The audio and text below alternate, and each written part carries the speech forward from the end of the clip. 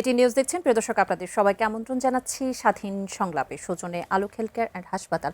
আপনাদের সঙ্গে রয়েছি আমি মুন্নি ইউসুফ। দর্শক, সাম্প্রতিক সময়ে দেশের রাজনীতিতে বিভাজন, মতপার্থক্য এবং পারস্পরিক সমালোচনা যেন নতুন মাত্রা পেয়েছে। একদিকে সরকার বলছে তারা সংস্কার ও উন্নয়নের পথে এগোচ্ছে, অন্যদিকে বিরোধী দলগুলো প্রশ্ন তুলছে সরকারের নীতি, সিদ্ধান্ত ও বাস্তবায়ন নিয়ে। রাজনৈতিক বিশ্লেষকদের মতে প্রধান রাজনৈতিক শক্তিগুলোর মধ্যে এই দূরত্ব যত বাড়বে ততই সুযোগ তৈরি হতে পারে সেই সব শক্তির জন্য যারা আবারও রাজনীতির মাঠে নিজেদের অবস্থান ফিরে পেতে চায়। এবং প্রশ্ন হলো, বিভক্ত রাজনীতিতে কারা লাভবান হবেন আর কারা ক্ষতিগ্রস্ত হবেন। তাই আমরা বিষয় নির্ধারণ করেছি কার লাভ বিভক্ত রাজনীতিতে। এ বিষয়ে কথা বলবার জন্য সম্মানিত দুজন অতিথি থাকবেন আমাদের সঙ্গে। এই মুহূর্তে স্টুডিওতে উপস্থিত আছেন প্রকৌশলী মার্দিয়া মমতাজ, সংসদ সদস্য, বাংলাদেশ জামায়াত ইসলামী। আপনাকে আমন্ত্রণ জানাচ্ছি। আমি যে বিষয়টি নিয়ে আলোচনা আজকে করতে চাই বা যে শিরোনাম রেখেছি যে কার লাভ বিভক্ত রাজনীতিতে, সে বিষয়ে আলোচনা করব এবং অনেকগুলো প্রসঙ্গই কিন্তু চলে আসবে। আপনার কাছে শুরুতেই যে প্রসঙ্গে আসতে চাই, যেহেতু বাজেট অধিবেশন চলছে, জামায়াতের সহকারী সেক্রেটারি জেনারেল হামিদুর রহমান আজাদ তিনিই বলেছেন প্রস্তাবিত বাজেটে জুলাই গণঅভ্যুত্থানের আকাঙ্ক্ষার কোনো প্রতিফলন ঘটেনি। এটি কি কেবলই রাজনৈতিক বিরোধিতার অংশ, না আপনারা সত্যি মনে করছেন আসলে জুলাই গণঅভ্যুত্থানের আকাঙ্ক্ষার প্রতিফলন ঘটেনি? আচ্ছা, আপনাকে ধন্যবাদ এবং আপনি সহ যারা শুনছেন, আসসালামু আলাইকুম। আসলে এখানে কিছু রিয়েলিটি আমাদের সামনে চলে আসে। হ্যাঁ, আমরা শুরু থেকেই অনেকগুলো বিষয়ে, সংস্কারের বিষয়ে কথা বলেছি এবং সেগুলোর ব্যাপারে কোনো রকমের রেসপন্স ছিল না। অথচ এর আগে ঐক্যমত্য কমিশনে সবগুলো দলের এবং বিএনপির কিন্তু সবচাইতে বেশি প্রতিনিধিত্ব ছিল এবং তারাই এই পয়েন্টগুলো তৈরিতে সাহায্য করেছিলেন এবং একমত ছিলেন। তারপরে তো দেশের মানুষ আসলে তাদের ম্যান্ডেট দিয়ে 70% মানুষের ম্যান্ডেট যখন চলে আসে, এটার মর্যাদা হচ্ছে ইনফ্যাক্ট সংবিধানের মতোই, তাই না? এটা একটা আইনের মতো। তো সেই জায়গায় এই জুলাই সনদ নিয়ে একটা গড়িমসির কারণে আমরা শুরু থেকে কথাটা বলে আসছি। বাজেটের দিকে যদি তাকাই, বাজেটে আসলে আমরা বেশ কিছু জায়গায় জুলাই সনদ যেগুলোর ব্যাপারে মেজর কারেকশন বলেছিল, বিচার ব্যবস্থাকে আলাদা করে দেওয়ার যে প্রসেস, যদিও সেটা ইন্টারিম গভর্নমেন্টের সময় কিছু দূর এগিয়েছিল এবং এই সরকার এসে সেটাকে বন্ধ করে দিয়েছে এবং সেই সচিবালয়টাকে পুরোটাকেই ভ্যানিশ করেছে। আরেকটা ব্যাপার হচ্ছে জুলাই ফাউন্ডেশন নিয়ে যে কাজগুলো করার কথা ছিল এবং অলরেডি শুরুও হয়েছিল। আপনি দেখবেন যে জুলাই স্মৃতি জাদুঘর এখনও খুলে দেওয়া হচ্ছে না এবং এটা নিয়ে বিভিন্ন ধরনের কথাবার্তাও হচ্ছে। আমাদের সামনে কিন্তু কোনো ব্যাখ্যা নাই। কিন্তু বিএনপি তো বলছে যে জুলাই সনদ আসলে অক্ষরে অক্ষরে পালন করা হবে এবং সেখানে বিরোধী দলকেও কিন্তু আমন্ত্রণ জানানো হয়েছিল। কিসে? যেই একটি কমিটি করা হবে এবং জুলাই সনদ বাস্তবায়নের জন্য। এটা আসলে একটা অনেক বড় বড় বড় বিতর্ক যে আসলে যেই জায়গাটাতে তারা নিজেরা নির্বাচনের আগে চেয়েছিলেন এবং তাদের 31 দফার প্রথম দফাটাতেই সংস্কার শব্দটাই সরাসরি ছিল, সেটাই নির্বাচনের পরে কেন সংশোধন হয়ে গেল এটার ব্যাখ্যা কেউ দেননি এবং আমাদের কাছেও আসলে সেটার কোনো ব্যাখ্যা নাই। এবং যেই কমিটিটাতে আমন্ত্রণ জানানো হয়েছে সেটাতে আসলে কমিটি করার কিছু নাই। সংশোধনের যে প্রসেস সেটা 5 বছর ধরে চলবে এবং সংসদের 350 জন এমপি বাই ডিফল্ট সেটার এখতিয়ার রাখেন, তাই না? তো সুতরাং এটার জন্য আলাদা কমিটি করার দরকার নেই। আমরা বলেছি যে আমরা জুলাই সনদের বাস্তবায়নের দিকে এগোতে চাই এবং এই জায়গাটাকে স্বচ্ছ রাখার জন্য আমাদেরকে বেশ কিছু অফার করা হয়েছিল যে আপনারা ডেপুটি স্পিকারের জুলাই সনদ অনুযায়ী 2 জন ডেপুটি স্পিকারের 1 জন বিরোধী দল থেকে আসবে, সেটা আমরা না করেছি। আমরা চাইলে এই অফারটা নিতে পারতাম, আমাদের জন্য সেটা অনেকটা সম্মানজনকও হতো, কিন্তু আমরা বলেছি না, আমরা জুলাই সনদ পুরোটা একটা প্যাকেজ হিসেবে চাই। আমরা যদি বাজেটের দিকে তাকাই, সেখানেও আমরা দেখেছি যে বেশ কিছু জায়গায় এই জায়গাগুলোতে অ্যালোকেশন নাই, বরং সরকারের আগ্রহ এমন কিছু জায়গায় যেগুলো হচ্ছে ভোট টানে মানুষের, যেটা আমরা দেখেছি আগে আগে বাংলাদেশে বিভিন্ন সময় দেখবেন যে ইনফ্রাস্ট্রাকচারাল ডেভেলপমেন্ট অনেক হচ্ছে, ব্রিজ হচ্ছে, রাস্তা হচ্ছে, অনেক কিছু হচ্ছে, হ্যাঁ পরে সেই ব্রিজে ফাটালো হচ্ছে, হ্যাঁ, কিন্তু উন্নয়ন বলতে আমরা এগুলোকে বুঝেছি এবং এগুলো দিয়ে পিপল প্লিজিং যেই বাজেট সেটা তৈরির চেষ্টা করা হতো। এবার সেটা একটু মানুষের কাছে এসেছে, যে সোশ্যাল সেফটি নেটওয়ার্কের আওতা একটু বাড়ানো হয়েছে এবং এটার মাধ্যমে মানুষকে খুশি করার চেষ্টা করা হচ্ছে। কিন্তু জানেন যে এটা একটা সাইকেলের মতন। আমি একটা মানুষকে 2,500 টাকা দিচ্ছি একটা ফ্যামিলিকে, এটা দেওয়ার জন্য আমাকে কিন্তু অনেকগুলা জায়গায় খাতটা তো রেডি করতে হচ্ছে, পয়সা রেডি করতে হচ্ছে, কারণ একটা ক্যাশ যাচ্ছে। সেইটা রেডি করার জন্য আমি কি হলো, প্রথমত এই যে ভর্তুকি, এটার কারণে আমি IMF এর ঋণ পেলাম না। পরপর 2বার অ্যাপ্রোচ করা হলো IMF-কে, ঋণ দেয়া হলো না, এবং আমাদের মুদ্রাস্ফীতিকে ফেস করতে হচ্ছে। সুতরাং যে ফ্যামিলিকে আপনি 2,500 টাকা দিচ্ছেন, তারা এই 2,500 টাকা দিয়ে কিন্তু কয়দিন পরে দেখা যাবে 1,700 টাকার বেশি জিনিস কিনতে পারবে না, কারণ টাকার মূল্যটা কমে যাচ্ছে। তো এটা আসলে পুরো দেশের ইকোনমির জন্য তারা কেন এই বিকল্পটাকে বেছে নিয়েছেন, এটা হয়তো তারা আরো ভালো ব্যাখ্যা দিতে পারবেন। কিন্তু সিপিডি যেটা আমাদেরকে বলেছে যে এই বাজেটটি একটি চিন্তাশীল বাজেট হয়েছে। ডেফিনেটলি এটা চিন্তাশীল বাজেট হয়েছে, কারণ বহুদিন পরে আসলে আমরা একটা নির্বাচিত সরকারের বাজেট দেখলাম, রাইট?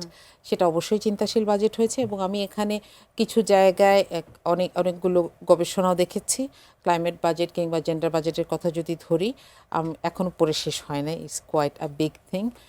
কিন্তু আমার মনে হচ্ছে যে এখানে সুধারণা আছে, সদিচ্ছা আছে, কিন্তু একটা শুধু মানসিকতা, যে বিরোধী দল শুধু বিরোধিতার খাতিরে বিরোধিতা করছে, আমার মনে হয় এই জায়গাটা থেকে সরে এসে আমরা কিছুটা একজন আরেকজনের থেকে নিতেও পারি, যেহেতু এখন এটা পুরোটা পার হয়ে যায়নি।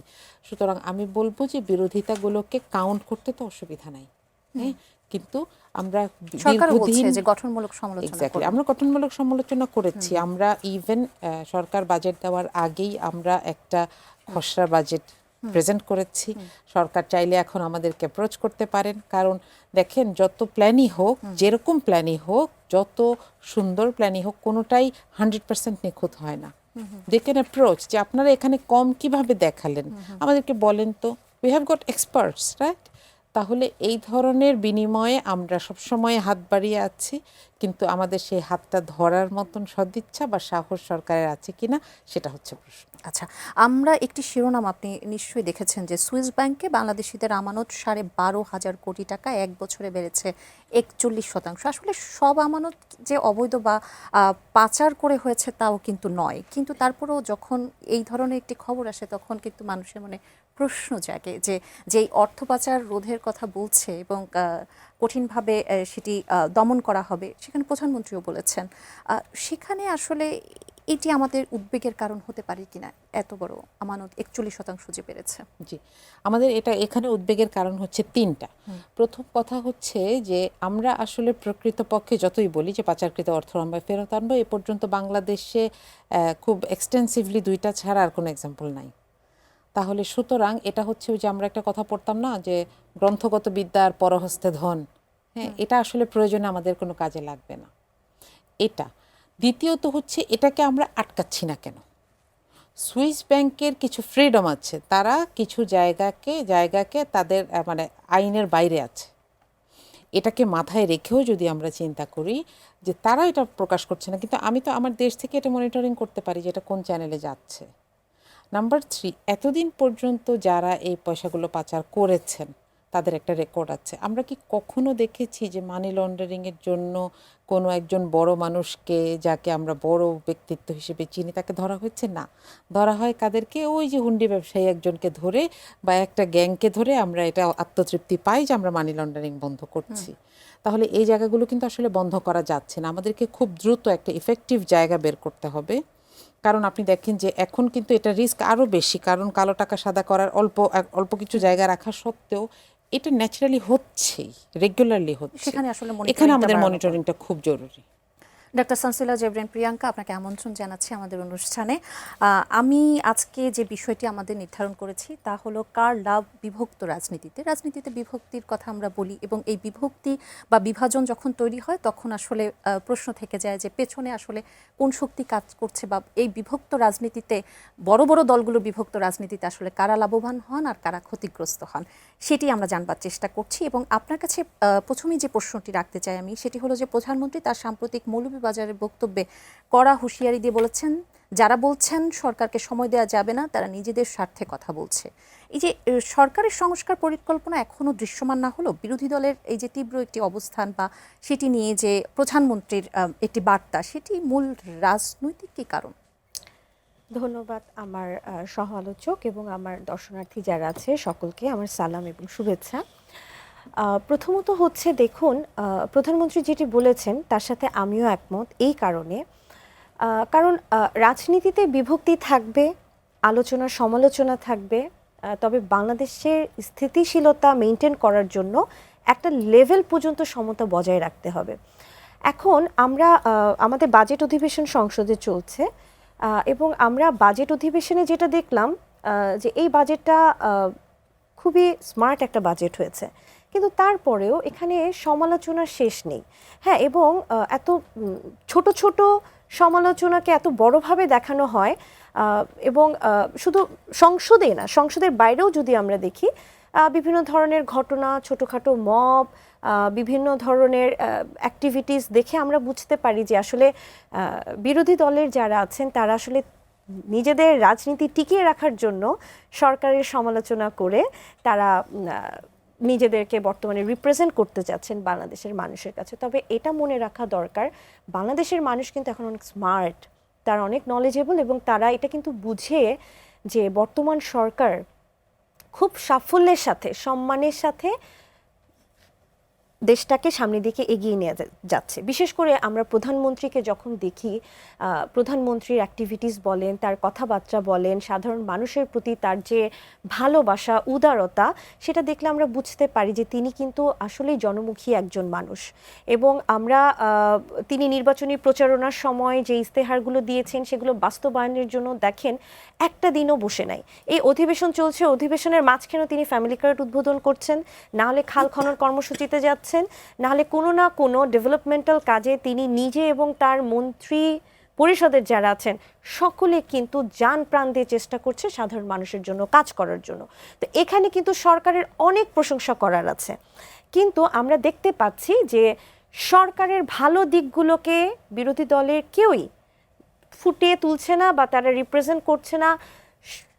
তিল থেকে তাল খসলেই কোথায় গেলে কি বললে একটু সরকারের সমালোচনা করা যাবে, শুধু তাই না, সমালোচনা করাটা ভালো, এতে করে একটা গণতান্ত্রিক রাষ্ট্রে আমরা নিজেও বলেছেন যে হ্যাঁ করাটা ভালো। গঠনমূলক সমালোচনাতে কি হবে যে একটা সরকারের কোনো ভুল থাকলে সেটি সমাধান করা যাবে, কিন্তু আমরা দেখছি এই সমালোচনাটা হচ্ছে মিথ্যের রাজনীতিতে চলে গেছে, প্রতিহিংসার রাজনীতিতে চলে গেছে। দেখা যাচ্ছে যে এমন অনেক ঘটনা আছে যেগুলো জাতীয় সংসদে বলা হচ্ছে। জাতীয় সংসদ এমন একটা জায়গা যেখানে আমরা সঠিক তথ্য দিতে বাধ্য, কারণ আমাদের প্রত্যেকটা কথা নোটেড থাকে, ডকুমেন্টেড থাকে। সেই জায়গাটায় যে দেখা যায় যে অনেক সম্মানিত এমপিদের মুখেই দেখা যায় যে তারা ভুলভাল তথ্য দিচ্ছে। এখন এই তথ্যগুলো কি তারা ভুল দিচ্ছে, না তারা না জেনে বলছে, না সত্যি সত্যি তারা মিথ্যাকে এস্টাবলিশ করছে, এটাতে আমার একটা কোয়েরি আছে। হ্যাঁ, এবং বিভিন্ন ঘটনা যদি আমরা দেখি, যেমন সেই দিন এক বিরোধী দলের মাননীয় সংসদ সদস্য বললেন যে তার পিতা মুক্তিযুদ্ধে শহীদ হয়েছেন, কিন্তু আমরা পরবর্তীতে বিভিন্ন নিউজে দেখলাম যে তার পিতা বেঁচে আছেন এবং তার পিতা 1981 সালে জন্মগ্রহণ করেছেন। তাহলে এই যে কথাটা, হ্যাঁ স্লিপ অফ টাঙে ভুল হলে ঠিক আছে, একটা মানুষ কথা বলতে গেলে ভুল হবে, এটাই স্বাভাবিক, কিন্তু আমরা আরো দেখেছি যেমন এই প্রশ্নটিতে আমি যদি আসতে চাই, তিনি যেমনটি বলেছিলেন যে মুক্তিযুদ্ধের শহীদের সন্তান হিসেবে তিনি নিজে উপস্থাপন করেছেন এবং পরবর্তীতে যে ব্যাখ্যা দিয়েছেন তিনি বুঝিয়েছেন যে তার বাবাকে নয়, পরিবারের অন্য সদস্যকে তিনি বুঝাতে চেয়েছিলেন। আসলে দেশের সর্বোচ্চ আইনসভায় এমন বিভ্রান্তি কি ব্যক্তিগত ভুল নাকি রাজনৈতিক প্রস্তুতির ঘাটতি বলে মনে করেন? ব্যক্তিগত ভুল বলবো না, এই কারণে, কারণ আমার নিজের জেলারই, শেরপুর জেলারই একটা নির্বাচন, একটা আসনের নির্বাচন দেরি করে হয়েছিল কারণ জামাতের প্রার্থী মারা গিয়েছিলেন। তো আফটার ইলেকশন যখন ওই ইলেকশনটা হয়, সেখানে আমি দেখেছি ইলেকশনের দিন জামাত বিএনপির মধ্যে একটু সংঘর্ষ হয়, এখানে হতাহতের ঘটনা ঘটে, কিন্তু কেউ মৃত্যুবরণ করেনি। কিন্তু আমার আসনের যিনি এমপি আছেন তিনি জাতীয় সংসদে উঠে দাঁড়িয়ে বললেন যে একজন মৃত্যুবরণ করেছে, এবং পরবর্তীতে আমরা বিভিন্ন নিউজ পড়ে দেখি যে আসলে কেউ মৃত্যুবরণ করেনি, আহত হয়েছে। কিন্তু জাতীয় সংসদের মতন জায়গায় যখন এইরকম একটা ঘটনা আমরা না জেনে রিপ্রেজেন্ট করি, তখন সেই শব্দটা যখন এক্সপান্স হয়, সেটা কিন্তু সেই এমপির ডিসক্রেডিট। হ্যাঁ, তা আমরা এই জায়গাটায় আমার কোয়ারিটা কোথায় আপা, যে আমরা জাতীয় সংসদে যদি ভুলভাল মিথ্যে কথা বলতে পারি, তার মানে আমরা তাহলে সোশ্যাল মিডিয়াতে বা হচ্ছে যেখানে আমরা ছোটোখাটো বিরোধী দলদের বিভিন্ন জায়গায় মব তৈরি করতে দেখছি, সেই সকল এরিয়াতে কি পরিমাণ মিথ্যে তথ্য ছড়ানো হয় সেটা তো আমরা দেখতে পাচ্ছি বিভিন্ন সময় বিভিন্ন জায়গায়। বার্তা যায় কিনি সেই প্রশ্নই আপনি তুলছেন। একজন দর্শক আছেন ফোনে। জি দর্শক, আপনার নাম বলে প্রশ্নটি রাখুন। হ্যালো, আসসালামু আলাইকুম। ওয়ালাইকুম আসসালাম। জি বলুন। আমি রাজবাড়ী থেকে আব্দুল ওহাব মন্ডল বলছিলাম। জি বলুন। আমি মাদ্রিয়া মমতার কাছে প্রশ্ন রাখতে চাই যে ওনাদের সংসদ সদস্যরা এই এই সংসদে আলোচনার বাইরে ওনারা যে সমস্ত আলোচনা করছেন তারা শুধু তাদের সুযোগ সুবিধা বৃদ্ধির জন্য আলোচনা করছেন, জনগণের জন্য কোনো কথাই কিন্তু তারা বলছেন না। এই ব্যাপারে আমি ওনার দৃষ্টি আকর্ষণ করছি। জি, আমরা বুঝতে পেরেছি। আপনাকে অসংখ্য ধন্যবাদ।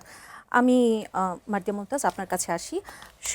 আগের প্রশ্নের লিঙ্ক ধরে যদি আপনার কাছে প্রশ্ন করি, তারপর আমরা এই প্রশ্নের উত্তরে নিশ্চয়ই আসবো আপনার কাছে। সমালোচকরা অনেকে দাবি করেছেন, যেটি বলা হয়েছিল যে মুক্তিযুদ্ধের শহীদের সন্তান হিসেবে যেই কথাটি বলেছিলেন সংসদ সদস্য, এটি মুখ ফুসকে বলা নয়, বরং মুক্তিযুদ্ধের ইতিহাস এবং পরিচয়কে রাজনৈতিকভাবে ব্যবহার করার প্রবণতার বহিঃপ্রকাশ। ভবিষ্যতে এমন বিতর্ক এড়াতে জামায়াতে ইসলামীর আসলে অবস্থানটা কি হবে? জি, এটা এটা কথাটা বলার আগে আমি কয়েকটা বিষয় একটু কথা বলতে চাই। জি। যে দেখেন, আমি প্রশংসা চাই, আমি প্রশংসাযোগ্য কাজ করেছি, কিন্তু আমি একটা জায়গায় পরিচালনার দায়িত্বে আছি। আমাকে পর্যালোচনা বলেন, সমালোচনা বলেন, সেটা নেওয়ার ওপেননেস থাকতে হবে, এবং সবসময় পর্যালোচনা সমালোচনা সুন্দর ভাষায় হবে না, এটাই নিয়ম। যেমন ধরেন, আমরা তো 24-এর পর আশা করেছিলাম যে রাজনীতিকে ভাষাগুলো আসলে পরিবর্তন হবে। না, আপনি যেটা বলছেন সেটা অন্য ভাষা। হ্যাঁ, আচ্ছা, ভাষার কদর্যতা একটা ব্যাপার, কিন্তু আমি শত্রুতা দেখাচ্ছি কিনা নাকি আমি ভুল ধরিয়ে দিচ্ছি, একই সাথে আমি আপনার দর্শকের সমালোচনার কথা প্রশ্নটার বলছিলাম কথাও বলি। যে এ পর্যন্ত 300-র অধিক আঞ্চলিক বিষয়ে জামায়াতের এমপিরা কথা বলেছেন, আলোচনা তুলেছেন, এমনকি এমন কিছু ভাইটাল বিষয়ে কথা হয়েছে যেটার ব্যাপারে পুরো সংসদ একমত হয়েছে। বিশেষ করে প্রবাসীদের ব্যাপারে মাননীয় বিরোধী দলীয় নেতা আমিরে জামাত যে প্রস্তাবটি এনেছেন, এইটাতে শুধু প্রাইম মিনিস্টারের বা ট্রেজারি বেঞ্চ না, স্পিকার নিজেও বলেছেন যে আমি আর কখনো এই ধরনের দৃষ্টান্ত দেখিনি। তাহলে যিনি প্রশ্ন করেছেন তাহলে তাকে আরেকটু মনোযোগ দিয়ে অবজার্ভ করতে হবে। আর এটা এর আগে যেটা বলছিলাম যে প্রাইম মিনিস্টার নিজে কি করছেন এটা অবশ্যই দৃষ্টান্ত রাখার মতো, কিন্তু তার পুরো বডিটা কি তাকে অনুসরণ করছে? একজন মন্ত্রী তার এলাকায় 3টি নতুন উপজেলার নাম রেখেছেন তার সন্তানদের নামে, এবং তাকে সংসদে জিজ্ঞেস করা হলো যে আপনার এলাকায় 3টি উপজেলা, সেগুলোর নাম আপনাদের সন্তানের নামে রাখা হয়েছে। উনি বলেছেন আমার সন্তানের ইউনিয়ন, উনি বলেছেন আমার সন্তানের নাম মীর দিগন্ত, সেটা তো শুধু দিগন্ত রাখা হয়েছে, মীর তো রাখা হয় নাই। হ্যাঁ, তো আমার মনে হয় সংসদকে খেলো করে ফেলার জন্য সরকারের পক্ষ থেকে যে দায়িত্বশীল আচরণ আমরা দেখতে চাই, সেখানেও এটারও অভাব আছে। আর আপনি যেটা বলেছেন এই ব্যাপারে আমি স্বীকার করি যে তার এ ব্যাপারে সচেতন হয়ে তথ্য দেওয়ার প্রয়োজন ছিল। এখন আমরা হয়তো তার একটা ব্যাখ্যার জন্য অপেক্ষা করব, তিনি কি বাবার জায়গায় দাদা বলতে গিয়ে ভুল করেছেন, অথবা এটা অপ্রাসঙ্গিক ছিল, এটা তার ব্যাপার। কিন্তু কিছুতেই দলের এই অবস্থানটাকে প্রশ্নবিদ্ধ করা যায় না এখানে। এখানে একটি সম্পূরক প্রশ্ন যদি আপনার কাছে আমি জানতে চাই, যে জামায়াত ইসলামী দীর্ঘদিন ধরে যেই কথাটি বলে আসছে যে সাদাসিধে জনমুখী রাজনীতির কথা বলে আসছে, সংসদে জামায়াতের একজন এমপির ওয়াশিং মেশিন, মাইক্রোওভেন, অন্যান্য আবাসিক সুবিধার দাবি নিয়ে জনপরিসরে কিন্তু সমালোচনাও তৈরি হয়েছে। আপনি কিভাবে এই সমালোচনার জবাব দেবেন, এবং আপনাদের দলীয় যে আদর্শ রয়েছে তার সাথে কি এটি সাংঘর্ষিক কিনা? না, এটা সাংঘর্ষিক কেন আমি পরে বলি। প্রথম কথাটা হচ্ছে এটা সংসদে আসলে অপ্রীতিকর, এটা না বললেও তিনি পারতেন, এবং এটা বলার একটা নির্দিষ্ট কমিটি আছে, হাউস কমিটি আছে, বা যেটাকে আমরা সংসদীয় কমিটি বলি। জি, কিন্তু আপনি দেখেন এটা দিয়ে আমরা বেশ কিছু মানুষকেও চিনলাম। আজকে ওই ব্যক্তি তার বক্তব্যের 20 সেকেন্ডে এই কথাটি বলেছেন, আজকে ট্রেজারি বেঞ্চের একজন দাঁড়িয়ে তাকে ঠাট্টা করলেন। আপনার ওভেন লাগলে আমাকে বলবেন, ফ্রিজ রাখলে আমাকে বলবেন। সংসদ তো ব্যক্তিগত পয়সার গরম দেখানোর জায়গা না, তাই না? তো তাহলে, এবং তাকে স্পিকার একটা বলেছেন যে আপনি এটা পয়েন্ট অফ অর্ডারে দাঁড়িয়ে বলবেন না, এটা পয়েন্ট অফ অর্ডারে দাঁড়িয়ে বলার মতো না। সংসদ সদস্য যেটার দিকে আসলে অ্যাড্রেস করতে চেয়েছেন সেটা হচ্ছে তাদেরকে হয়তো এটা দেওয়ার একটা কথা ছিল, সেটা নাই কেন তিনি জাস্ট এটা বুঝতে পারেন না যে এটা সংসদে জিজ্ঞেস করা উচিত নয়, এক্স্যাক্টলি। কিন্তু এটাকে ঘিরে যে আলোচনাটা হলো, সেখানেও কিন্তু আমরা অনেকগুলো তিক্ত আলোচনা দেখলাম। এমন একজন রাজনীতিবিদের কথা শুনলাম, তার পয়সার অহংকার দেখলাম, যার পিতার ব্যাপারেও কিন্তু অনেক ধরনের দুর্নীতির অভিযোগ আছে। জাস্ট গুগলে করলেই আপনি পাবেন।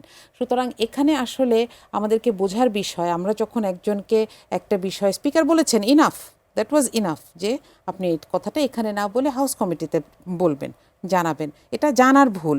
এটা কিন্তু যারা ফার্স্ট টাইম পার্লামেন্টেরিয়ান, এবং আপনি জানেন এবার 80% first time parliamentarian, more than 80%, তো এটা হবেই। কেউ হয়তো জানেন না যে এটা কোথায় বলতে হয়, এবং এটাতে যে মানুষ নিন্দা করছে এটা রিয়েল, এটা প্রবলেম। আমি ধরে নিচ্ছি এটা থেকে আমরাও অনেক শিখেছি যে কিছু কিছু জিনিস এখানে বলা যাচ্ছে না, কিন্তু এখান থেকে আসলে আরও কিছু জিনিস বোঝা যাচ্ছে যে আসলে বিরোধী দল মানেই সরকারি দল মনে করেন যে এরা শত্রু। এই জায়গাটা আসলে আমার কাছে স্পষ্ট হচ্ছে, যেটা ঠিক না। ডাক্তার সানসিলা জেবরিন প্রিয়াঙ্কা, জামাতের এই যে একই প্রশ্ন আপনার কাছেও রাখতে চাই যে সংসদ সদস্যের ফ্ল্যাটে ওয়াশিং মেশিন, মাইক্রোওভেন, অন্যান্য সুবিধা দাবি করা হয়েছে। নির্বাচনের আগে দলীয় নেতাদের বিশেষ সুবিধা না নেওয়ার অবস্থান ছিল জামায়াতে ইসলামের। ক্ষমতায় গিয়ে কি সবাই একই ধরনের সুবিধাভোগী রাজনৈতিক সংস্কৃতিতে বিশ্বাসী বা অভ্যস্ত, আপনার কি মনে হয়? আমার কাছে তো মনে হচ্ছে যে আমরা যেটা নির্বাচনের আগে শুনেছিলাম এবং পরবর্তীতে বিভিন্ন মানুষের বিভিন্ন মতের চাওয়া পাওয়া শুনে মনে হচ্ছে যে এখন হয়তো বা সিচুয়েশনটা ডিফারেন্ট। তো আপা যেটা বললেন, আমিও সেটা বলবো যে আসলে এগুলো বলার জন্য আপা একটা স্পেসিফিক জায়গা আছে, সংসদীয় কমিটি আছে, হুইপ আছে, এবং বিরোধী দলের নেতা আছে, আমাদের দলের সিনিয়র অনেক মন্ত্রী মহোদয় আছেন। তো এই কোয়ারিগুলো করলে কিন্তু ওনারা ইজিলি সমাধান পেয়ে যায়। এবং আমি খুব কাছ থেকে দেখেছি যে আমাদের অনেক মন্ত্রী মহোদয় বলেন, সিনিয়র নেতৃবৃন্দ বলেন, যারা সংসদে এমপি হিসেবে দায়িত্ব পালন করছে সরকারি দলের হয়ে, তারা কিন্তু বিরোধী দলের যারা এমপি ভালো বলেন তাদেরও প্রশংসা করেন। হ্যাঁ, এবং যেমন আমি গত পরশুদিন একটা বক্তব্য দিয়েছি জাতীয় সংসদে। বক্তব্য বলতে বাজেট অধিবেশন নিয়ে আর কি, যেটা মাঠে ঘাটে রাজনীতি করতে যে বক্তব্য চলে আসে। তো আমাকে কিন্তু মার্দি আপা নিজেই বলেছেন আপনি ভালো বলেছেন। তো এই যে আমরা নারীরা এক একজন হয়তো বা এক একটা দল রিপ্রেজেন্ট করি, কিন্তু দিন শেষে আমরা নারী। আবার মার্দি আপার আরেকটা জিনিস আমার খুব ভালো লেগেছে, কিছুদিন আগে আমাদেরই এক সংরক্ষিত নারী আসনের, বিএনপি নারী আসনের, তাকে নিয়ে খুব ট্রল হলো। হ্যাঁ, তার ড্রেস আপ নিয়ে ট্রল হলো। তো আপা তখন এই কথাটা বলেছেন যে ড্রেস আপ নিয়ে আসলে বলাটা ঠিক না। আর একজন মানুষ যখন দীর্ঘদিন বিদেশে থাকেন, হ্যাঁ, তার ফ্লুয়েন্সি কিন্তু সেই প্যাটার্নের হয়ে যায়। আবার বিদেশ থেকে অনেকদিন যদি আমরা বাংলাদেশে থাকি, আমার ফ্লুয়েন্সি কিন্তু বাঙালি প্যাটার্নের হয়ে যাবে। তো সেটা নিয়ে আসলে বলার কিছু নেই। কিন্তু আমরা বর্তমানে এমন একটা সিচুয়েশনে চলে গেছি, বিশেষ করে 5ই আগস্টের পরে সোশ্যাল মিডিয়াতে কেউ কোনো কাজ করলে একটা ছবি অ্যাটাচ করে এআই দিয়ে চেহারাটা চেঞ্জ করে একটা মানুষকে এত বেশি নিচে নামিয়ে দেওয়া হয়, যেটা একটা নারী হিসেবে বলি, এটা যদি আমার দলের কেউ না হয়ে এটা যদি আপার সাথে হতো বা আপার দলের কোনো মহিলা এমপির সাথে হতো, কোনো কর্মীর সাথে হতো, তাতেও আমি মনে করি জিনিসটা ঠিক না। তাহলে এটা করছে কারা? এরা কারা? এদেরকে আমরা বট বলে পরিচয় দিই। তাহলে এরা যদি বট বলে পরিচয় দেওয়া হয়ে থাকে, এদেরকে আমরা কেন খুঁজে পাচ্ছি না? আমি এখন আরেকটা উদাহরণ দিব। তো গত পরশুদিন আমি যখন আমার বাজেট অধিবেশনের কথাটা বললাম, মোটামুটি সবাই, মানে আমি আমার বিরোধী দলের যারা মাননীয় সংসদ সদস্য আছে তাদেরকে মেনশন করেও বলেছি, এবং আমি সবসময় মানে আক্রমণাত্মক কথা বলা পছন্দ করি না। আমি চেষ্টা করি যে সবাই সম্মানিত, সবাই এই জায়গাটা আসছে অনেক কষ্ট করে, কারণ আমরাও তো একটা সময় জোটের রাজনীতি করে এসেছি। হ্যাঁ, এবং একই সাথে ফ্যাসিস্টের বিরুদ্ধে লড়াই করেছি। এখানে আমাদের সবার স্যাক্রিফাইস আছে। তো সেই জায়গাটা থেকে যখন নাকি আমি একটা কথা, মানে আমার বাজেট অধিবেশন শেষ হলো, এরপরে আমি দেখছি যে আমার এলাকার এমপির পেজ থেকেই, হ্যাঁ, হয়তো মাননীয় স্পিকার অন্য একজন এমপিকে নিয়ে যে কথাটা বলেছেন সেটা আমার বক্তব্যের সাথে কাট করে স্পিকারের ওই কথাটা লাগিয়ে দিয়ে একটা ভিডিও মেক করে শেয়ার করে দেওয়া হলো। তাহলে এই যে ব্যাপারটা, আমার তখন আপা প্রশ্ন জাগে মনে, যাহা বট তাহাই কি গুপ্ত, বা তাহাই কি বিরোধী দলের একাংশ? হ্যাঁ, এই জায়গাটায় তখন আমার কোয়েরি হয় যে তাহলে সোশ্যাল মিডিয়াতে পাবলিকলি এরকম মানে ট্রোল করা বা হচ্ছে একটা নারীকে সমাজে হেয় প্রতিপন্ন কারা করছে? ইসলাম তো নারীদেরকে সম্মানিত করেছেন, এবং আমাদের রাষ্ট্রেও প্রত্যেকটা রাষ্ট্রেই নারীদেরকে সম্মানিত করার কথা বলা হয়েছে। তাহলে যদি সেটাই হয়, এবং বর্তমান রাজনৈতিক প্রেক্ষাপটে নারীদেরকে সামনে এগিয়ে আনার জন্য প্রত্যেকটা রাজনৈতিক দলও কাজ করছে, তাহলে সমস্যাটা কোথায়? এই সমস্যার উত্তর নিশ্চয়ই আমি মার্দিয়া মমতাজের কাছ থেকে শুনবো, কিন্তু তার আগে একজন দর্শক আছেন ফোনে। জি দর্শক, আপনার নাম বলে প্রশ্নটি রাখুন। হ্যালো, আসসালামু আলাইকুম। ওয়ালাইকুম আসসালাম, জি বলুন। আমি প্রিয়াঙ্কা আপুর সাথে একটু কথা বলতে চাই। জি, আপনি আপনি প্রশ্ন করুন, তিনি শুনছেন। আমার প্রশ্ন হয়েছে প্রিয়াঙ্কা আপার কাছে, উনি যেহেতু সংরক্ষিত আসনের এমপি, আমি ওনার নির্বাচনী এলাকার একজন নাগরিক। প্রিয়াঙ্কা আপা শেরপুর জেলায় কৃষি গবেষণা এবং কি ধান গবেষণা কোন আঞ্চলিক কার্যালয় নাই। এইটা কি উনি কৃষিমন্ত্রীর সাথে কথা বললে শেরপুরে একটা কৃষি গবেষণা আঞ্চলিক কার্যালয়, একটা ধান গবেষণা আঞ্চলিক কার্যালয় করবে কিনা? কারণ প্রিয়াঙ্কা আপার নির্বাচনী এলাকা একটা কৃষি প্রধান এলাকা। এই ধান গবেষণা কৃষি গবেষণা একটা আঞ্চলিক কার্যালয় শেরপুর জি। সদরে চর এলাকায় উনি করবেন কিনা? মার্দিয়া মমতাজ, আপনার কাছে আসতে চাই আমি। বিরতির আগে যিনি সানসিলা জেবরিন প্রিয়াঙ্কা যেমনটি বলছিলেন, একটি কথা আমি ওনার ধরে আমি আপনার কাছে প্রশ্নটি রাখতে চাই যে যাহাই বট তাহাই কি গুপ্ত, তাহলে কি বিরোধী দলই বট? এই প্রশ্নের উত্তর নিশ্চয়ই আচ্ছা, আপনি বিরোধী দেবেন। দলে যদি বট হয় তাহলে সংসদের প্রথম যেদিন অধিবেশন ছিল সেই দিন আমার একটা অ্যাক্সিডেন্ট হয়, এবং এটার কারণে অনলাইনে আসলে আমাকে নিয়ে যা ট্রল হয়েছে, আপনি শুধু গুগলে আমার নামটা বাংলায় লিখে সার্চ দিলেই ছবিগুলো আসার কথা। এবং দেখেন, জিটিভির একটা প্রোগ্রাম থেকে খুবই উদ্দেশ্যমূলকভাবে আমাকে বলা হইলো যে আমি নাকি সব মহিলা সংসদ সদস্যদেরকে ট্রফি বলেছি। কনসেপ্টটা মোটেও সেটা ছিল না। আমি এ নিয়ে অনেক জায়গায় সেটার ব্যাখ্যা দিয়েছি। তো এই কথাগুলো বলে বিভিন্ন রকম ছবি বানিয়ে বলা হয়। এখন যদি এই বটগুলো সব আমার পক্ষে হতো তাহলে এই ঘটনাটা হতো না। এখানে একটা ব্যাপার আছে, আমরা না আসলে এই সমস্যাটাকে বল হিসেবে ব্যবহার করছি যে প্রতিপক্ষকে মারব। আমরা যদি দুই পক্ষ একসাথে হয়ে সমস্যাটাকে আরেকটা পক্ষ হিসেবে দেখতাম, এই সমস্যাটা সলভ হতো। আমি যদি অপর পক্ষের একজন নারী কিংবা যে কোনো একজন রাজনীতিবিদ, তার ব্যাপারে একটা মিথ্যা ট্রল হচ্ছে, সেটাতে যদি একইভাবে প্রতিবাদ করতাম, তাহলে এই বট মনে করতো যে তাহলে আমার এইভাবে করে ভিউ আদায়ের ব্যবসা চলবে না। এখানে কি নারীরা সবসময় বেশি টার্গেট হয় কিনা? বেশি কিন্তু সবারই হচ্ছে, নারীরা বেশি আক্রমণ শিকার হচ্ছেন, কিন্তু সবাই হচ্ছে। আমি জাইমা রহমানকে নিয়ে যখন একটা অশ্লীল ছবি দেওয়া হয়েছে, আমি তখন সেখানে প্রতিবাদ করেছি। আমার পেজ থেকে করেছি, আমার নিজস্ব প্রোফাইল থেকে করেছি। আমি কাউকে ভয় পাই নাই, এবং আমাকে দল থেকে কোনোদিন এ ব্যাপারে কোনো নিষেধ করা হয় নাই। কিন্তু আমি নিয়েও আপনি পোস্ট এক্স্যাক্টলি, কিন্তু আমি দুঃখ পাই যখন আমি এই রেসপন্সটা কারো কাছ থেকে পাই না। হ্যাঁ, আমাকে তো দরকার ছিল যে আমাকে যখন ট্রফি বলা হয় তখন আমাকে সরকারি দল থেকে একজন কেউ বলবেন যে না, ও এটা মিন করে নাই, এটা কেউ বলেন না। এমনকি কোনো সাংবাদিক, কোনো মিডিয়া আমাকে বলে না। অথচ খুবই উদ্দেশ্যমূলকভাবে আমাকে এটা একটা ফ্রেমিং করা হয়েছে, এবং আরেকটা জায়গায় প্রশ্ন করা, ওই একই চ্যানেলে প্রশ্ন করা হয়েছে, এবং আমি এরপর ঘোষণা দিয়ে সেই চ্যানেলে আর যাচ্ছি না, যে বিরতির এক মিনিট বাকি, হাফ মিনিট আমাকে বলা হয়েছে জামাত ক্ষমতায় আসলে কি মেয়েরা হাফ প্যান্ট পরতে পারবে? আমি বলছি হ্যাঁ পারবে। আমি তো বলি না যে ওইটা ছাড়া আর কিছু পরবে কিনা সে তখন, কিন্তু শুধু ওইটুকুকে নিয়ে যেইভাবে ফ্রেমিং করা হলো, আমার পাশে কিন্তু আমি আমার দলের ছাড়া কাউকে পাই নাই। সুতরাং এক্ষেত্রে আমাদেরকে চিন্তা করতে হবে, we are all on the same side and the problem is on the other side. আচ্ছা, আমি আপনার কাছে প্রশ্ন করতে চাই, এই যে বট নিয়ে এত প্রশ্ন, জি। ঠিক আছে, বট অনেকে বুঝেন অনেকে বুঝেন না হয়তো, বা যেটা আমরা বলি জেনারেটেড। আসলে বট কারা? বট আসলে কারা পালে? কারা এরা যে যারা আসলে এইভাবে টার্গেট করে রাজনীতিবিদ থেকে শুরু করে সব শ্রেণীর মানুষকেই আসলে টার্গেট করে? Exactly. আমরাও কিন্তু টার্গেটের শিকার হই। এরা কারা? আচ্ছা, এটার একটা চমৎকার জবাব আছে। সেটা হচ্ছে, যেই দিন থেকে ইউটিউব এবং ফেসবুক মনিটাইজেশন চালু করেছে, সেই দিন থেকে মানুষ নিজের ব্যক্তিত্বকে বিক্রি করে দেওয়া শুরু করেছে, নিজের ফ্যামিলি লাইফের সমস্ত প্রাইভেসিকে বিক্রি করে দেওয়া শুরু করেছে, এবং যখন ওগুলা বিক্রি করে শেষ, আর তো কিছু বিক্রি করার নাই, এরপর মানুষের ইজ্জত বিক্রি করা শুরু করেছে।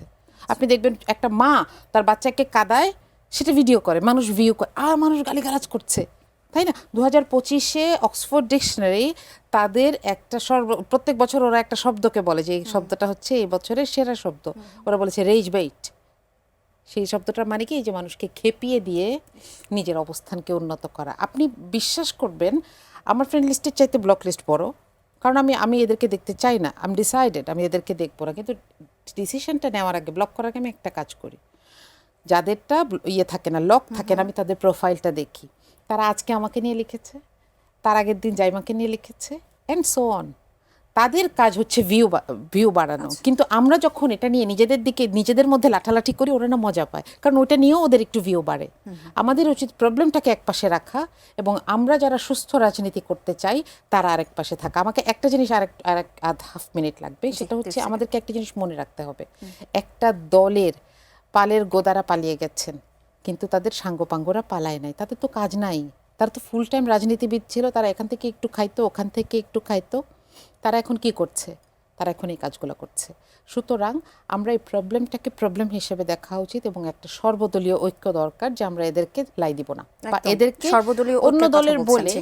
হ্যাঁ আমাদের এটাকে আমি অন্য দলের বললাম বলে ব্যাস হ্যাঁ আপনারা খারাপ, এটা বলা যাবে না। জি, আমি ডাক্তার সানসিলা জেবরিন প্রিয়াঙ্কা আপনার কাছে আসি। এইখানে আপনার যুক্ত করবার কিছু রয়েছে কিনা সেই প্রশ্নের সাথে আপনাকে একটি প্রশ্ন করা হয়েছিল। আপনার এলাকারই একজন দর্শক, তিনি কৃষি গবেষণা এবং আঞ্চলিক কার্যালয়ের কথা বলেছিলেন, আপনি একটু জানাবেন। জি, এবারের বাজেটে আমরা দেখেছি মাননীয় প্রধানমন্ত্রীর নেতৃত্বে অর্থমন্ত্রী যে বাজেটটি দিয়েছেন, সেখানে প্রায় ৩,০০০ কোটি টাকার একটা কৃষি হাবের ব্যবস্থা করা হয়েছে উত্তরবঙ্গকে। এবং উত্তরবঙ্গে কিন্তু আমার শেরপুর জেলাও পড়ে, এবং আমার শেরপুর জেলাটা হচ্ছে কৃষিজ প্রধান একটা এরিয়া, যেখানে প্রতি বছর প্রচুর ধান হয়, প্রচুর বেগুন, টমেটো এত বেশি হয় যে এগুলো পচেও যায়, এবং এখানে কোনো হিমাগার নেই। তা আমি আমার এলাকার যে ভাইটি আমাকে প্রশ্ন করেছেন, ধন্যবাদ, আপনি আপনার এলাকাকে নিয়ে চিন্তা করেন। আমিও খুব বেশি আমার শেরপুর সদরকে নিয়ে চিন্তা করছি। আমি অলরেডি শেরপুর সদরে যেন একটা কোল্ড স্টোরেজ হয়, মাল্টিপারপাস কোল্ড স্টোরেজ, যেটাকে হিমাগার বলে। এই যে এইসব পচনশীল খাদ্যদ্রব্য উৎপাদিত হচ্ছে, এগুলো সংরক্ষণের জন্য ব্যবস্থা করা হয়, এবং একই সাথে এই সংরক্ষিত যে কৃষি পণ্য আছে এগুলো থেকে যেন আমরা শিল্প কারখানা তৈরি করতে পারি। লাইক এখানে অনেক টমেটো হয়, একটা যেন টমেটো সসের শিল্প কারখানা হতে পারে, এবং এখানে প্রচুর কাঁঠাল হয়, হ্যাঁ, এবং এগুলো আমরা প্রক্রিয়াজাত করে বিদেশে পাঠাতে পারি। সেই ব্যাপারে আমি কাজ করছি। ভাইটি দোয়া করবেন যেন আমি আপনার এই কৃষি গবেষণা আঞ্চলিক কার্যালয় খুব দ্রুত আনতে পারি, এবং সবসময় আমি আপনাদের পাশে থাকতে চাই। যে বিষয়টি নিয়ে আসলে আজকে নির্ধারণ করেছি, আবারও একটু মনে করিয়ে দিতে চাই যে কার লাভ বিভক্ত রাজনীতিতে। সেখানে যদি প্রশ্নটা আপনার কাছে প্রথমে রাখতে চাই, যে বিভিন্ন রাজনৈতিক বিশ্লেষণে বলা হচ্ছে প্রধান দলগুলোর পারস্পরিক দূরত্বের সুযোগ নিয়ে নিষিদ্ধ আওয়ামী লীগ আবারও মাঠে সক্রিয় হওয়ার চেষ্টা করছে। অন্যদিকে বিরোধী শিবির থেকে পাল্টা অভিযোগ উঠছে যে বিএনপি তাদের পুনর্বাসনের পরোক্ষ সুযোগ করে দিচ্ছে। আসলে বাস্তবতা কি? কাকে সুযোগ করে দিচ্ছে? দেখেন, আওয়ামী লীগ তো একটা নিষিদ্ধ দল হয়ে গিয়েছে, এবং এটা বাংলাদেশের বিচার বিভাগই সেটা করেছে। এখন এখানে স্বাভাবিক না যে হচ্ছে সরকারি দল এবং বিরোধী দল যখন যুদ্ধ করছে, আলোচনা সমালোচনায় উন্মাদ হয়ে গেছে, তখন আরেকটি গ্রুপ এসে অবশ্যই সেখানে এসে ভর করবে, সেটাই হয়েছে। কিন্তু আমি মনে করি যে আমরা যদি বর্তমান সরকারি বিরোধী দল জাতীয় পর্যায়ের যে ইস্যুগুলো আছে, যেগুলো দেশের জন্য ভালো, সেগুলো নিয়ে আমাদের সংসদে আলোচনা করা উচিত। আমরা কিন্তু চাইলেই অনেক কিছু নিয়ে আলোচনা করতে পারি, কিন্তু আমরা আছি কিসে, যে কিসের দাম বাড়লো, কিসের দাম কমলো, হ্যাঁ, মানে কোনটা হইলে ভালো হতো, প্লাস মাইনাস কি, অমুক ছাঁটাই বাজেটে 500 টাকা কম হোক, 400 টাকা কম হোক, এগুলো নিয়ে আমরা সংসদে অধিবেশনের সময় নষ্ট করছি। কিন্তু ন্যাশনাল যে ইস্যু আছে, যেটা এই যে আপাকে যে একজন প্রশ্ন করলেন যে আপনারা জনগণকে নিয়ে তো আসলে কিছু বলছেন না, আসলে আমাদের তো 5ই আগস্টের পর আমরা একটা নতুন দেশ দেখতে চেয়েছি, যেখানে জনগণ কিসে ভালো থাকবে। মাননীয় প্রধানমন্ত্রী ফ্যামিলি কার্ডের মাধ্যমে দেখেছেন, উনি দীর্ঘদিন এটা নিয়ে গবেষণা করেছেন, হ্যাঁ, এবং সাধারণ মানুষ চায় যে তারা ফ্যামিলি কার্ড, আমি একজন গৃহকর্মী থেকে শুরু করে একজন অসহায় শিক্ষিকা থেকে শুরু করে আমি প্রচুর মানুষকে, যেহেতু আমার একটা নির্বাচনী এলাকা আছে, আমি আমার নিজের এলাকাতেও প্রচুর রিকোয়েস্ট পাই, আমি ঢাকাতে থাকি, ঢাকাতেও মানুষজন বলে যে ফ্যামিলি কার্ড কবে পাবা, we are waiting for that. তাহলে আমার কথা নিয়ে আলোচনা হয়, হ্যাঁ, সেগুলো নিয়ে একজন কৃষক চাচার সাথে যখন কথা বলি যে মা কৃষক কার্ডের জন্য কিন্তু অপেক্ষা করতেছি, তাহলে এই যে তাদের যে একটা চাওয়া পাওয়া, তো আমরা যদি এই কার্ডগুলোকে, বিরোধী দল হোক, তারা যদি একটু মানে একসাথে আমরা ন্যাশনাল ইস্যুগুলোকে নিয়ে একসাথে কাজ করি, এটা তো বিরোধী দলের সম্মান মানে নষ্ট হবে না, বরঞ্চ সাধারণ মানুষ কি বুঝতেছে আপা জানেন, সত্যি কথা যেটা, একটু সময় নিচ্ছি, 5ই আগস্টের পর আমাদের বাংলাদেশে যেই ভুলভাল ফলস ফেব্রিকেটেড মিথ্যে তথ্যগুলো স্প্রেড হচ্ছে, সেগুলো কিন্তু একতরফা একটা সাইড থেকে। আমরা কিন্তু আমরা বিএনপি যারা করি আমরা কিন্তু মিথ্যে তথ্য খুব একটা স্প্রেড করি না। হ্যাঁ, মিথ্যে তথ্য একটা স্লিপ অফ টাং, সেটা আলাদা কথা, আমি বারবারই বলছি, কিন্তু সেটা যখন বারবার বলে স্টাবলিশ করা হয় তখন কিন্তু সেটা সাধারণ মানুষ কত বিশ্বাস করবে। একটা সময় রাখাল বালকের মতন ঘটনা ঘটবে যে এত বেশি ভুলভাল তথ্য হয় ঠিক আছে আমরা আর বিশ্বাসই করব না, সেই পর্যায়ে কি হবে? তো ন্যাশনাল অনেক ইস্যু আছে আপা, এই যে সেগুলো নিয়ে আলোচনা পুশিন করা আছে, প্রয়োজন। আমার দেশের বিদ্যুৎ ঘাটতি আছে, আমার দেশের ব্যাংকিং সেক্টরটাকে কিভাবে ডেভেলপ করা যায়, এটা দিয়ে কিন্তু আমরা সংসদীয় কমিটিতে সরকারি দলও থাকে বিরোধী দলও থাকে, কমিটিগুলো হচ্ছে, সেখানে আমরা আলোচনা সমালোচনার মাধ্যমে একটা সুন্দর জায়গা তৈরি করতে পারি। ধন্যবাদ। আমি আবারও আসবো আপনার কাছে, প্রকৌশলী মার্দিয়া মুমতাজ। আমি প্রশ্নটি ছুড়ে দিয়ে তারপর বিরতিতে যাব। জামায়াতের নেতারা বলছেন বিএনপি পরোক্ষভাবে আওয়ামী লীগের পুনর্বাসনের সুযোগ তৈরি করে দিচ্ছে। রাজনৈতিক বিশ্লেষকরা মনে করছেন বিএনপি জামাত এনসিপির যে পারস্পরিক সংখ্যা তাই কিন্তু আসলে আওয়ামী লীগের সবচেয়ে বড় শক্তি হয়ে উঠছে। এটি কি শক্তি হয়ে উঠছে কিনা, বা এই বিভক্তির দায় কি আসলে জামায়াতের উপরও পড়ে কিনা? আচ্ছা, নিষিদ্ধ ঘোষিত একটা দলকে ফিরিয়ে আনার জন্য পারস্পরিক ব্লেমিং চলছে, এবং এখানেও আমি ওই একই জায়গাটা বলবো, এটা একটা প্রবলেম যদি হয় এটাকে আরেক পাশে রেখে ঠিক জুলাইয়ের মতোই আমাদের ঐক্যবদ্ধ হওয়া উচিত। যে আমরা আসলে দেখেন আমাদের দেশের মানুষ, আমরা তাদেরকে ধরে বেঁধে পানিতে ফেলে দিতে পারবো না, কিন্তু তারা নিয়মতান্ত্রিক রাজনীতিতে বিশ্বাস করছে কিনা, ফিরছে কিনা, এটা হচ্ছে কথা। নাকি তাদের নেত্রী যখন ফোনে অডিওতে নির্দেশনা পাঠাচ্ছেন অমুককে মেরে ফেলো, কেটে ফেলো, ইত্যাদি ইত্যাদি, তারা সেগুলোকেই নিজেদের নীতি হিসেবে নিচ্ছে নাকি, এটা বুঝতে হবে। তারপরে আমরা তাদের পুনর্বাসনের কথা চিন্তা করব, এবং এই ব্যাপারে সর্বদলীয় একটা ঐক্য দরকার, কারণ এখানে স্বার্থটা হচ্ছে দেশের সার্বভৌমত্বের। আমরা আওয়ামী লীগকে দল হিসেবে যতটুকু না অপছন্দ করি, তাদের দেশের ভেতরের সন্ত্রাসী কার্যক্রমের জন্য আমাদেরকে বুঝতে হবে তার চাইতে বড় একটা কারণ তার পেছনে লুকানো। তারা দেশের সার্বভৌমত্বকে প্রতিদিন বিক্রি করে দিচ্ছিল, এবং সেগুলোকে ঢেকে রাখার জন্য নানা রকম কার্যক্রম করছিল। আমাদের যে বাচ্চারা, আমাদের যে সন্তানেরা নিজেদের রক্ত দিয়ে এই স্বাধীনতাটা আমাদেরকে এনে দিয়েছেন আরও একবার 24-এ, আমরা তো তাদের সাথে বেইমানি করতে পারবো না, এবং এটা কোনো দলের জন্যই ভালো পরিণতি বয়ে আনবে না। জি, ডক্টর সানসিলা জেবরিন প্রিয়াঙ্কা, স্বরাষ্ট্রমন্ত্রী সংসদে জানিয়েছেন মিয়ানমার সীমান্তে কাঁটাতারের বেড়া নির্মাণ এবং ভারত সীমান্তের স্পর্শকাতর এলাকাগুলোতে একই ধরনের উদ্যোগের তিনি বিবেচনা করছেন। কাঁটাতারের বেড়া বা সীমান্ত নিরাপত্তা জোরদার কি স্থায়ী সমাধান, নাকি কূটনৈতিকভাবে আরও শক্ত অবস্থানে আমাদের যেতে হবে? আমার মনে হয় আমার দেশের যে বর্ডার গার্ড বাংলাদেশ এবং স্থানীয় যারা আছে তারা এখন পর্যন্ত যেভাবে নিয়ন্ত্রণ করছে পুশিনকে, এটাই কি অনেক বেশি না? আপনি দেখেন এখন পর্যন্ত একজন ভারতীয় পুশিন করে কিন্তু দেশে আসতে পারিনি, যেটা আমরা বিগত দিনে মায়ানমার থেকে রোহিঙ্গাদের আসতে দেখেছি। তার মানে আমরা এখন অনেক স্ট্রং, এবং বিএসএফ যখন কোনো কোয়েশ্চেন করছে তখন কিন্তু আমার বিজিবিরাও বলছে যে তোমরা যদি গুলি করো আমরা কি বসে থাকবো? তাহলে এটা কত স্মার্ট একটা উত্তর এবং শক্তিশালী সাহসী উত্তর। এবং স্বরাষ্ট্রমন্ত্রী যেটি বলেছেন সেটি অবশ্যই রাজনৈতিকভাবে বলি, কূটনৈতিকভাবে বলি, এটা অবশ্যই দরকার। কাঁটাতারে বেড়া দিলে হয়তো আমরা আরেকটু প্রোটেক্টিভ সেফ ফিল করব, কারণ সেখান থেকে তো অনেক সময় অনেক অবৈধ ব্যবসায়িক প্রোডাক্ট হোক, মাদক হোক, অনেক কিছু তো পাচার হয় বর্ডার থেকে। তো সেই ক্ষেত্রে আমার মনে হয় যে এটা পররাষ্ট্রনীতিতে বা যেটা ভালো মনে হয় সেটাই কাঁটাতারের বেড়া দিলে, যদি মনে হয় যে এটা বেস্ট, এটা মন্ত্রী মহোদয় সেটাই করবেন। তবে আমি বলবো যে আমার দেশের মানুষ এবং আমার পুলিশ প্রশাসন, নিরাপত্তা কর্মীরা যারা আছে তারা যদি সাপোর্টিভ থাকে, আমার দেশের মানুষের সাথে কিন্তু কেউ পারবে না। আমার দেশের মানুষ যদি একবার বলে যে আমরা এই জিনিসটা চাই না, তাহলে কিন্তু তারা 71-এ প্রমাণ করেছে, 24-এর গণঅভ্যুত্থানে সেটা প্রমাণ করেছে।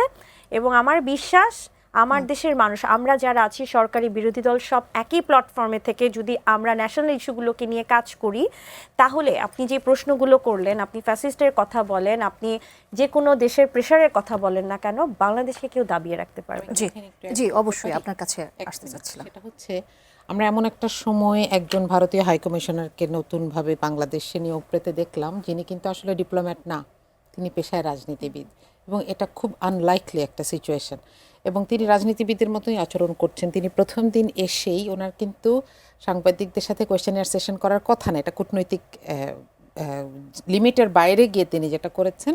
এবং আমাদের দেশের একজন সাংবাদিকও খুবই অবজেকশনেবল একটা কোয়েশ্চেন জিজ্ঞেস করেছেন, এবং দেখেন ত্রিবেদী যখন বলছেন যে আসেন আমরা আমাদের 120 কোটির সাথে আপনাদের 20 কোটিকে মিশিয়ে ফেলি, সেই মুহূর্তেই তারা আমাদের দেশের মানুষ, তাদের দেশের নিজের দেশের কিছু মানুষকে মুসলমান এবং বাঙালি হওয়ার অপরাধে বর্ডারে জিরো লাইনের কাছে দাঁড় করিয়ে দিয়েছেন। তারা বৃষ্টিতে ভিজছে, রোদে পড়ছে, একদম রাস্তায়। তাহলে এই জায়গাটাতে আমি আপনার প্রোগ্রামের মাধ্যমে আশা করব সরকারের কাছে যে এটার জন্য তাকে কৈফিয়ত তলব করা হবে, এবং কূটনৈতিক দৃঢ়তা দেখানোর এইগুলোই জায়গা আসলে, তাই না? এই যে আপা বলছিলেন যে বিজিবি সদস্যটা এই দৃঢ়তা, মানসিক দৃঢ়তা কোত্থেকে পেল, যে আপনি গুলি করলে আমার কাছে গুলি নাই, এটা সে কোথা থেকে পায়? এটা সে প্রশাসন থেকে পায়। সে দেখে যে তার নেতারা কীরকম দৃঢ়, সে সেই দৃঢ়তাকে দেখায়। সুতরাং আমি বলবো যে এটাকে খুবই সিরিয়াসলি নেওয়া উচিত, এবং শুরুতেই তাকে সাবধান করে দেওয়া উচিত যে আপনি আমার সাথে কি আচরণ করবেন এটা আমি ঠিক করব, আপনি না। হিউম্যান রাইটস ওয়াচের ভাষায় এটি শুধু সীমান্ত ব্যবস্থাপনার বিষয় না, এটি মৌলিক মানবাধিকারেরও বিষয়। অবশ্যই, এবং এটা দুই দেশের সাথে যে সম্পর্ক সেটার সাথেও অনেক ব্যাপার আছে এখানে, তাই না? এটাকে আমাদের অ্যাড্রেস করতে হবে। আমরা সবচাইতে বেশি সীমান্ত, সবচাইতে লম্বা দৈর্ঘ্যের সীমান্ত ভারতের সাথে শেয়ার করি। এটা পৃথিবীর আর কোনো দুইটা দেশের মধ্যে নেই, সিঙ্গল দুইটা দেশের মধ্যে নাই। সুতরাং আমাদেরকে কিন্তু ডিনাইও করে ফেললে হবে না, খুব বড় বড় কথা বললেও হবে না, কিন্তু আবার আমাদেরকে নিজেদের আত্মমর্যাদাও বিকিয়ে দিলে হবে না। দুটাকে ব্যালেন্স করতে হবে। প্রিয়াঙ্কা আপা, আপনার কাছে আসি যে চট্টগ্রামের আনোয়ারায়, অন্যটি কক্সবাজার মাতারবাড়ি গভীর সমুদ্রবন্দর এলাকায় বিশাল করমুক্ত ফ্রি ট্রেড জোন করার সিদ্ধান্ত নিয়েছে মন্ত্রিপরিষদ। সমালোচকরা বলছেন আসলে বিদেশি কোম্পানিগুলোকে যদি অতিরিক্ত সুবিধা দিয়ে দেওয়া হয় তাহলে দেশি শিল্পকে আসলে ধ্বংসের মুখে ঠেলে দেওয়া হয়। আপনার কি মত? এটা একদমই ঠিক নয়, কারণ হচ্ছে আমরা দেশীয় যেই শিল্প কারখানাগুলো আছে সেগুলোর জন্য সরকার কিন্তু প্রচণ্ড রকমের ভাবে তাদেরকে সহযোগিতা করে যাচ্ছে। আমরা যদি বাজেট অধিবেশনের যে বাজেটের যে বইটা আছে সেটি পড়লে দেখা যাবে যে সেখানে, হ্যাঁ আমি 30 সেকেন্ডেই বলছি, সেখানে ক্ষতিগ্রস্ত ব্যবসায়ীদের কথা বলা আছে, নতুন নতুন উদ্যোক্তাদের কথা বলা আছে, বাংলাদেশি উদ্যোক্তারা যেন ইবে, আলিবাবা, অ্যামাজনে কাজ করতে পারে তাদেরকে নিয়ে কথা বলা আছে। আর যে একদিকে যে আমাদের চায়নার যে আন্তর্জাতিক অঞ্চলটা হচ্ছে আনোয়ারাতে, এবং এটা একটা দূরদর্শী একটা ডিসিশন আমি মনে করবো, যেখানে 4,889 কোটি টাকা খরচ করে এটা করা হচ্ছে, এবং এটা চীনে যাওয়ার আগে অনুমোদন হয়ে গেছে। সো আমি মনে করি যে চায়নার সাথে আমাদের বিজনেস এস্টাবলিশ হবে, এবং আমরা বিশ্বাস করি যে আমাদের দেশে বিজনেস সেক্টরে কোনো ঘাটতি থাকবে না ইনশাআল্লাহ। আমি একই প্রশ্ন, আচ্ছা জি অবশ্যই আরেকটি কথা বলবো যে আমাদের মাননীয় প্রধানমন্ত্রী কিন্তু খুব সুন্দরভাবে দেশটাকে চালাচ্ছেন। তিনি কিছুদিন আগে একটা কথা বলেছেন যে তার এক্সরে রিপোর্টে গেলে দেখা যাবে যে তার হাড় এখনো বাঁকাভাবে জোড়া লেগেছে, কিন্তু হ্যাঁ প্রতিহিংসার রাজনীতি তিনি করছেন না, এবং তার ব্যথাটাও কিন্তু প্রতিহিংসার রাজনীতিতে কমবে না। কাজেই দেশটাকে নিয়ে আমরা ভাবি, হ্যাঁ, যে এটা নিয়ে যে আবার এই আলোচনা যে চায়নার সাথে কেন এটা হলো, দেশের কেন এটা হলো না, এটাতে না যে আমরা সবাই মিলে একসাথে রাজনীতিটা করি। একদম শেষ 30 সেকেন্ডে যদি কিছু যুক্ত করতে চান। বিদেশি কোনো কোম্পানিকে দেশে কাজ করতে দেওয়ার একটা পলিসি থাকা উচিত। আমি এটা নিয়ে সংসদে একটু কথা বলার সুযোগ পেয়েছিলাম, একটি সম্পূরক প্রশ্ন করার, এবং আমি দেখেছি যে মন্ত্রী বলেছেন যে তারা এই ব্যাপারে চেষ্টা করবেন। সেটা হচ্ছে যে তারা এখান থেকে যে প্রফিটটা করছে তার একটা পার্সেন্টেজ তারা এই দেশে খরচ করবে এবং উন্নয়নে খরচ করবে। যেমন ধরেন আমি বন্দর লিজ দিলাম, তাহলে সেখানে যে কোম্পানিটাকে দিয়েছি তারা তাদের, এটা সারা পৃথিবীতে আছে, 20 to 30% তারা এখানেই খরচ করে, ভারী যন্ত্রপাতি কিংবা ধরেন একটা নির্মাণ করে দিল। হ্যাঁ, তাহলে এই জায়গাগুলোতে আমাদেরকে কিছু স্মার্ট মুভ নিতে হবে, তাহলে আমরা আত্মসম্মান বোধ হিসেবে নিয়ে দাঁড়াতে পারবো। অসংখ্য ধন্যবাদ এবং কৃতজ্ঞতা আপনাদের দুজনকে আমাদের অনুষ্ঠানে আসবার জন্য। দর্শক, আজকের মতো এখানে শেষ করছি। আগামী সপ্তাহে আবারও হাজির হব। সে পর্যন্ত সুস্থ থাকুন, ভালো থাকুন, সবসময় এটি নিউজ দেখতে থাকুন। ধন্যবাদ সবাইকে।